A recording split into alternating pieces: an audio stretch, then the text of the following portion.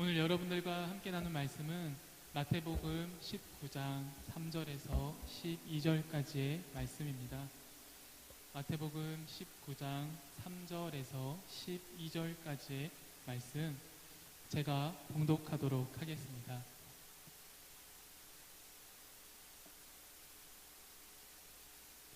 바리새인들이 예수께 나와 그를 시험하여 이르되 사람이 어떤 이유가 있으면 그 아내를 버리는 것이 옳으니이까?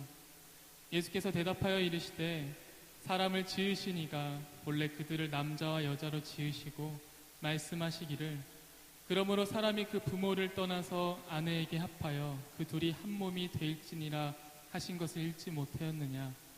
그런즉 이제 둘이 아니요 한 몸이니 그러므로 하나님이 짝지어 주신 것을 사람이 나누지 못할지니라 하시니 여짜오되 그러면 어찌하여 모세는 이혼 증서를 주어서 버리라 명하였나이까? 예수께서 이르시되 모세가 너희 마음의 완악함 때문에 아내 버림을 허락하였거니와 본래는 그렇지 아니하니라.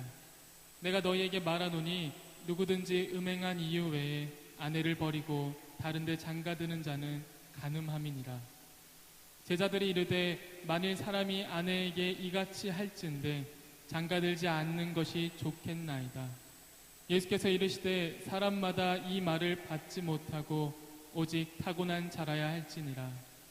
어머니의 태로부터 된 고자도 있고 사람이 만든 고자도 있고 천국을 위하여 스스로 된 고자도 있도다. 이 말을 받을 만한 자는 받을지어다. 아멘. 혹시 제 마이크에 어떤 효과가 들어가 있다면은 빼주시면 감사하겠습니다.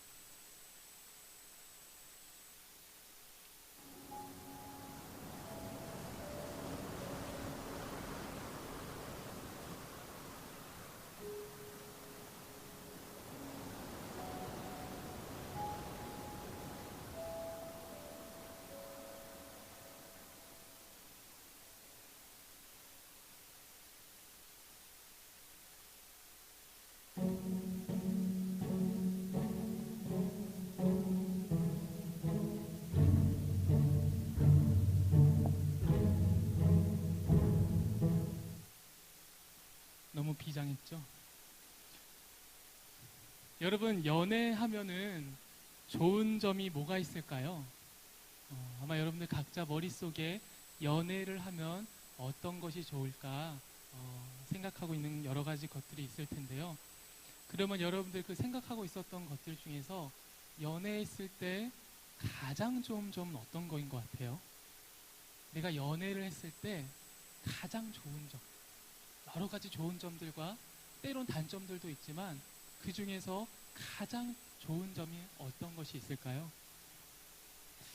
여러 가지가 있겠지만 제가 생각했을 때 가장 좋은 점은 언제나 내 편을 들어줄 수 있는 사람이 가족 외에 또 존재하고 있다는 점이 것 같습니다.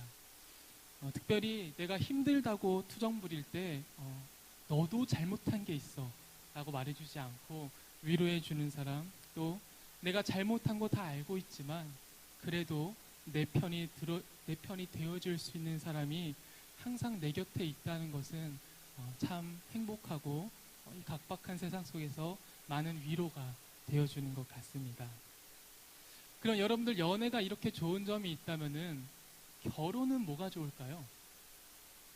우리 청년부에는 결혼한 커플들이 제가 지금 눈에 보이기로는 한 2분 정도가 보이시는데요. 여러분들 결혼하면 뭐가 좋았나요?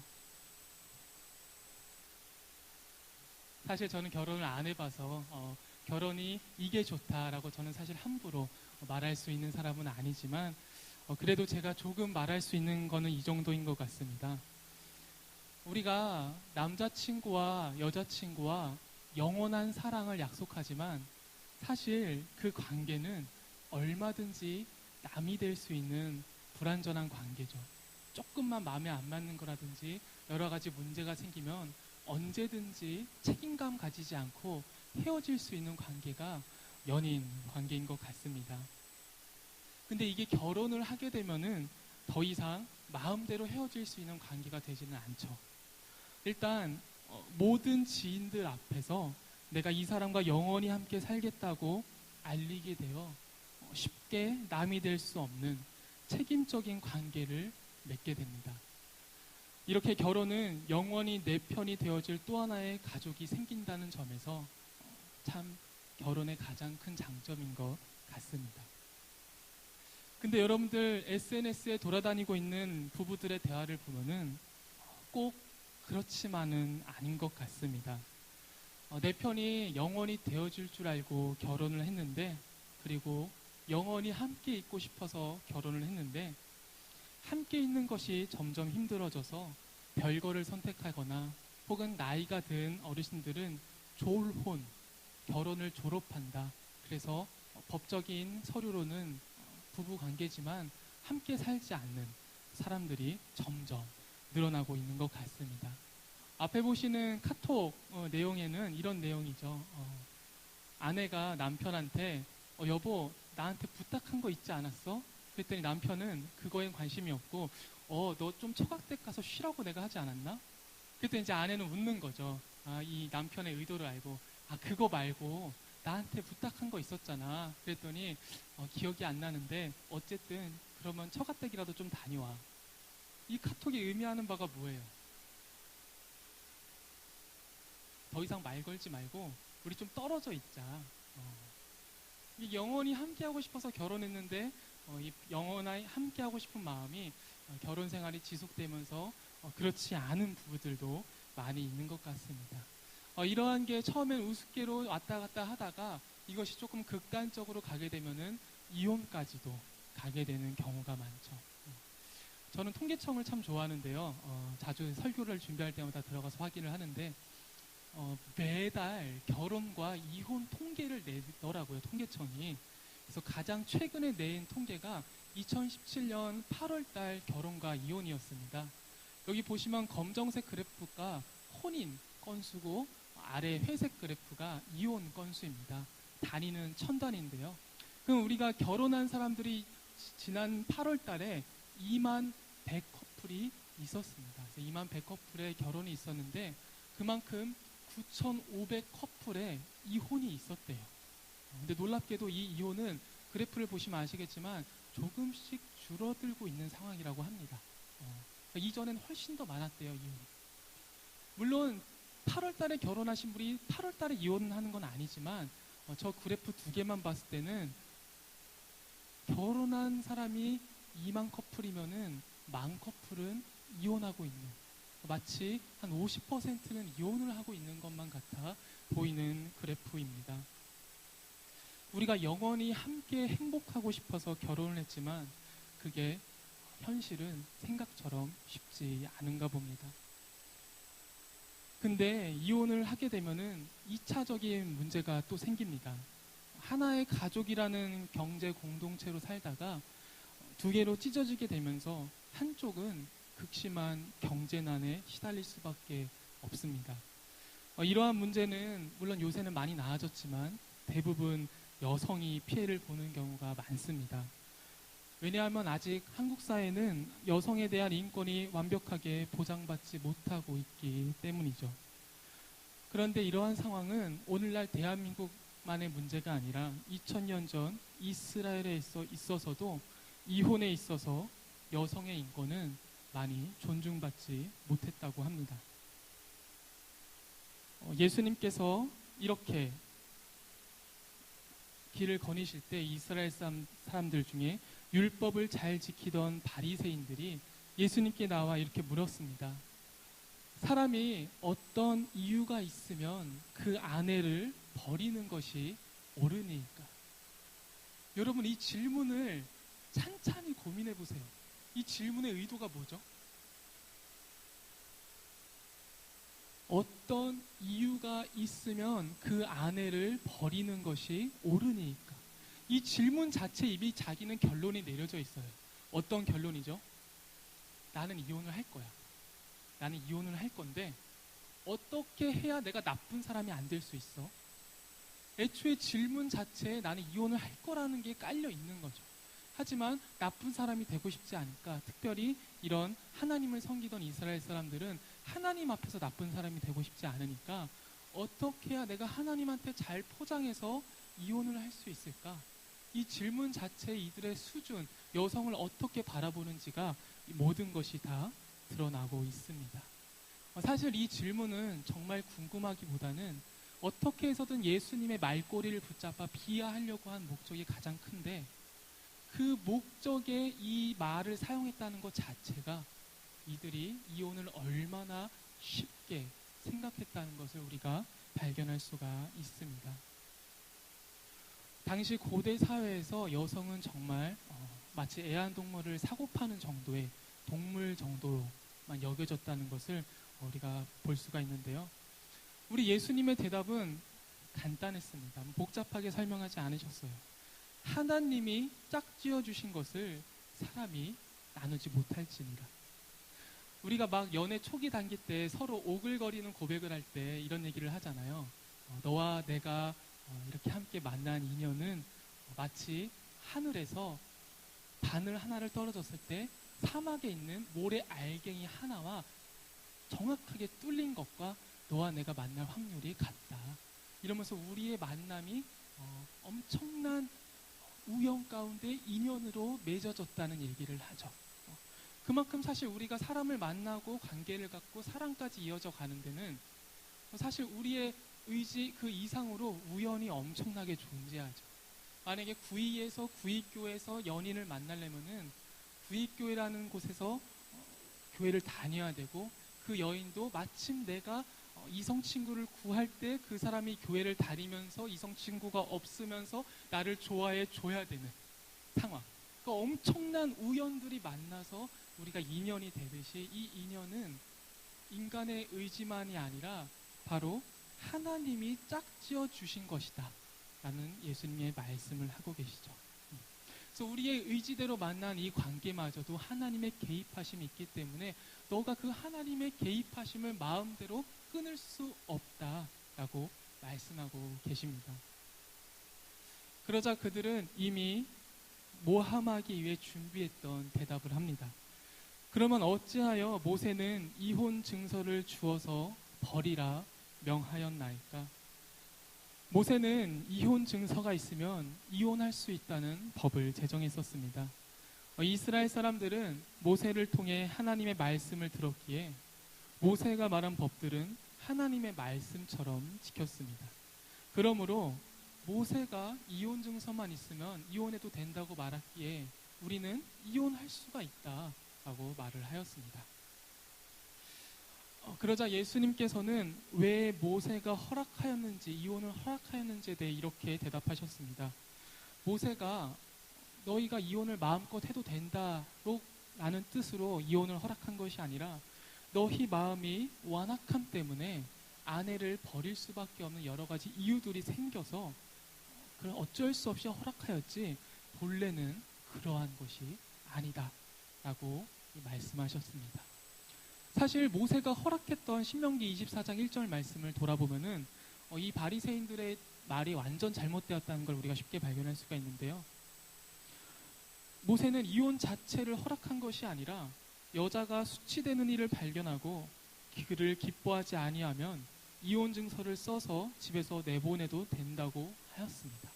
그러니까 그냥 너가 쓰고 싶은 대로 이혼 증서를 쓰는 것이 아니라 인간의 완악함이 어떤 사건 가운데 일어났을 때 일시적으로 내가 허용해 준다라는 뜻이었습니다. 그럼에도 불구하고 이 이혼 증서는 누가 쓰는 거죠? 남녀가 쓰는 게 아니라 남자만 쓰게 되어 있습니다. 또한 여자 동의도 필요가 없어요.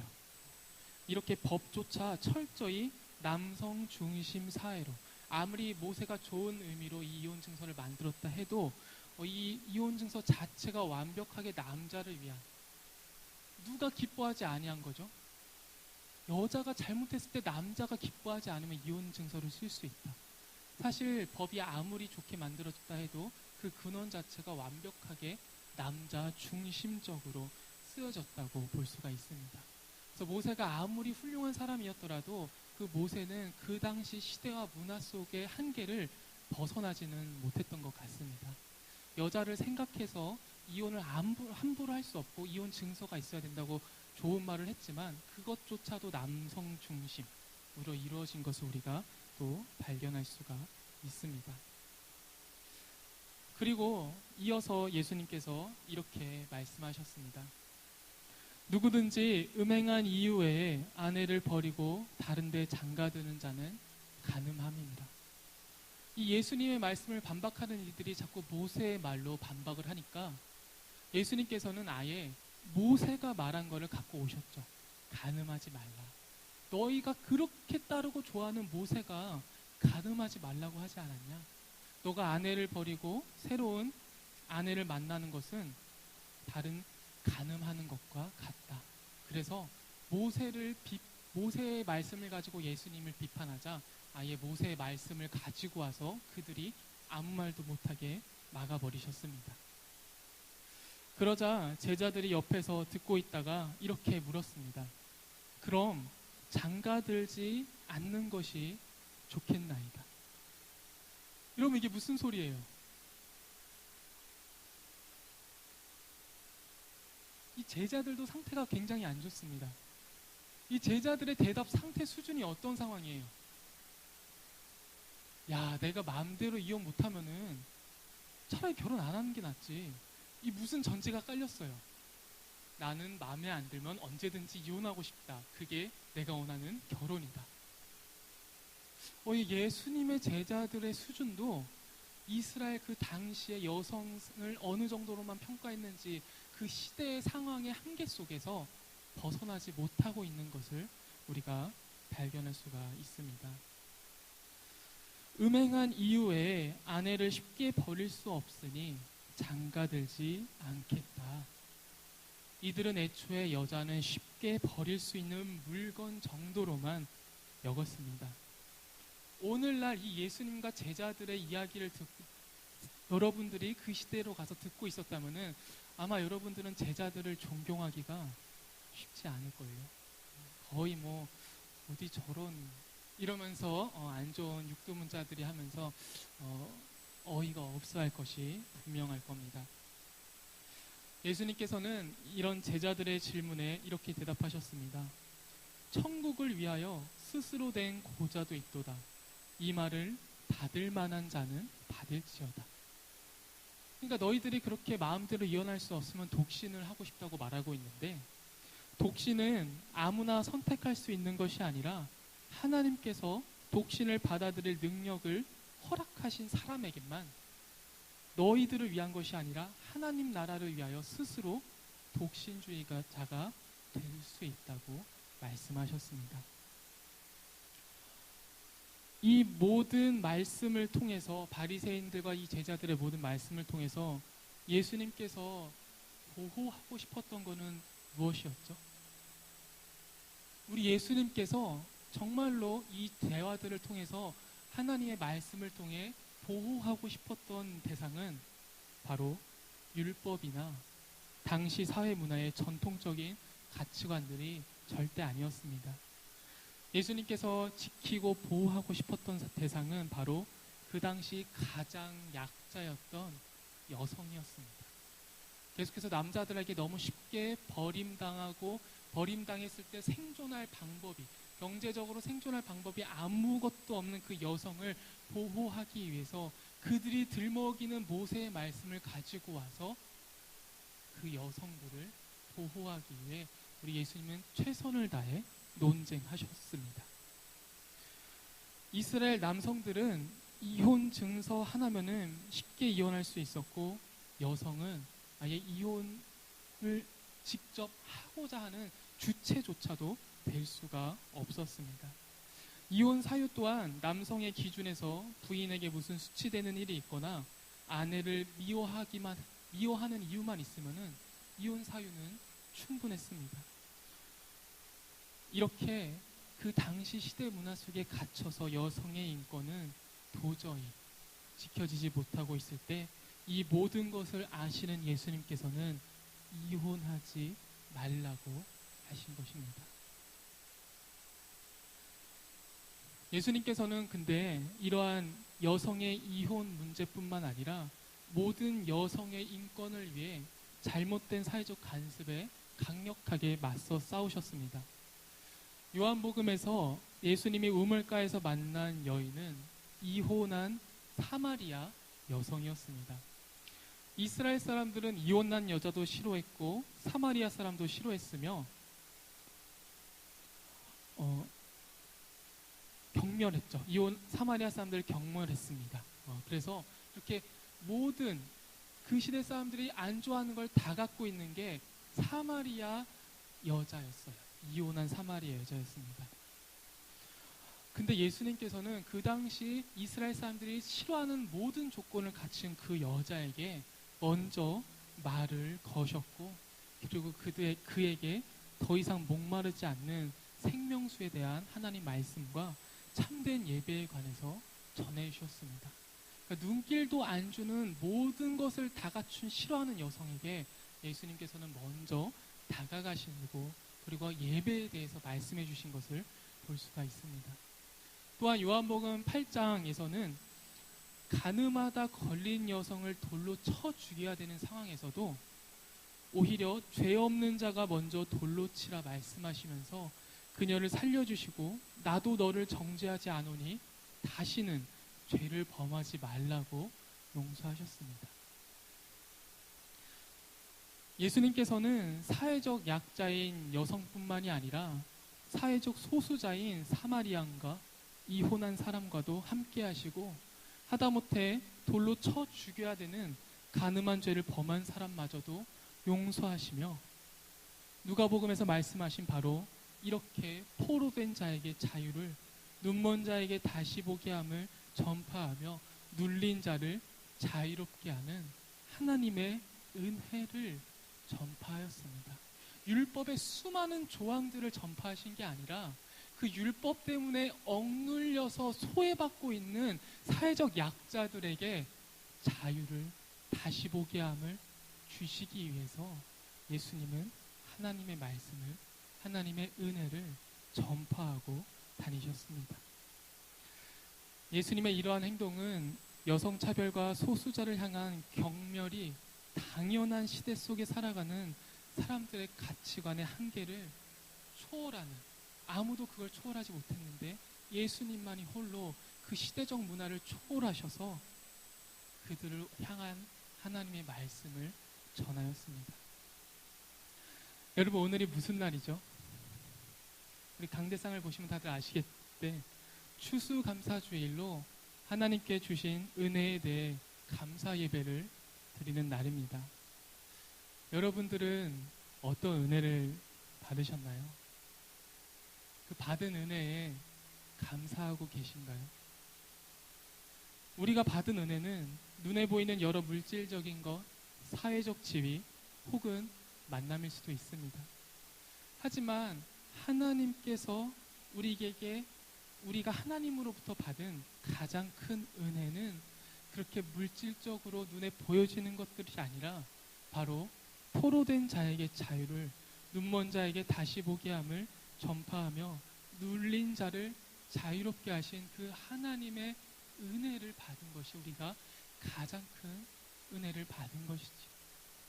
우리가 세상의 여러 가지 조건들, 여러 가지 기준들에 우리가 억눌리고 무엇이 옳은지 잘 모르고 있을 때, 그리고 시대 문화 속에서 사람들이 혐오하는 대상들을 나도 똑같이 그것이 옳은지 안 옳은지 판단도 안 되는 상황에서 같이 혐오하고, 혹은 내가 그 혐오 대상으로 낙인 찍혀 있을 때 우리에게 그 포로된 삶을 자유롭게 해주신 그 하나님의 은혜를 사실 우리가 가장 감사해야 되는 게 추수 감사주일입니다. 여러분들은 그 은혜를 감사하고 계신가요? 아니면 오히려 다른 사람들이 그 은혜를 받지 못하게 무너뜨리고 있으신가요? 예수님께서 2000년 전에 목숨을 버리면서까지 전파하셨던 그 포로된 자에게 자유를 주시는 그 말씀을 나 혼자 받아놓고 다른 사람들이 받지 못하게 무너뜨리고 있는 추수감사주의를 보내고 계시지는 않으신가요? 오늘 설교를 시작할 때 조금 어둡고 칙칙한 분위기와 함께 영상을 보셨는데요. 문라이트라는 영화의 마지막 장면이었습니다. 흑인의 아이로서 살아가는 여러 가지 아픔과 슬픔에 관해서 이야기한 영화였는데요. 거기서 이 사람이 참 좋은 어른을 만나요. 근데 놀랍게도 그 사람은 마약 판매상이었습니다. 마약 판매상인데 이 가치관은 좀 좋았나 봐요. 조금 혼돈이 오시죠? 이 마약 판매상이 이 힘들어하고 있는 흑인 아이에게 이런 얘기를 해줬습니다. 영어 발음이 좀 안 좋은데요. In the moonlight, black boys look blue. 쉽게 해석하면은 달빛 아래선 흑인 아이들도 파랗게 보인다. 올해 오스카 작품상을 받은 영화 문라이트에 등장하는 대사입니다. 우리가 각자의 색으로 존재하지만 은은한 달빛이 비치는 그 아래 서면 모두가 파란색으로 보인다는 거죠. 나와 다른 사람들처럼 보였던 자들이 늦은 밤 달빛 아래에서 봤을 때는 다 같은 사람으로 보인다는 이야기였습니다. 우리는 포로된 자에게 자유를, 눈먼 자에게 다시 보게 함을 전파하며 눌린 자를 자유롭게 하시는 하나님의 은혜를 받았지만 그 은혜를 나만 누리려고 하고 다른 사람들을 포로로, 눈먼 자로 억누르려고 합니다. 남자, 여자, 백인, 흑인, 갑과 을, 그리고 나에게 도움이 되는 사람, 나에게 쓸모없는 사람으로 나누어서 우리가 억누르려고 하는 우리들을 향해 하나님께서 이렇게 말씀하셨습니다. 또 영어인데요. The true light that gives light to every man was coming into the world. 직역하면은 모든 사람에게 빛 주시는 참 빛이 그 세계 안으로 오고 있었다. 마치 달빛 아래에서 흑인 아이나 백인 아이나 모든 사람들이 파랗게 보이는 것처럼 우리 참빛 되시는 예수님의 그 빛을 받은 우리들은 모두가 같은 하나님의 자녀입니다. 그런데 우리는 같은 하나님의 자녀라고 생각하지 않는 것 같습니다. 오늘날 여러분 곁에 이혼 증서를 받는 여성은 누구인가요? 우물가로 나온 이혼한 사마리아 여성은 누구인가요?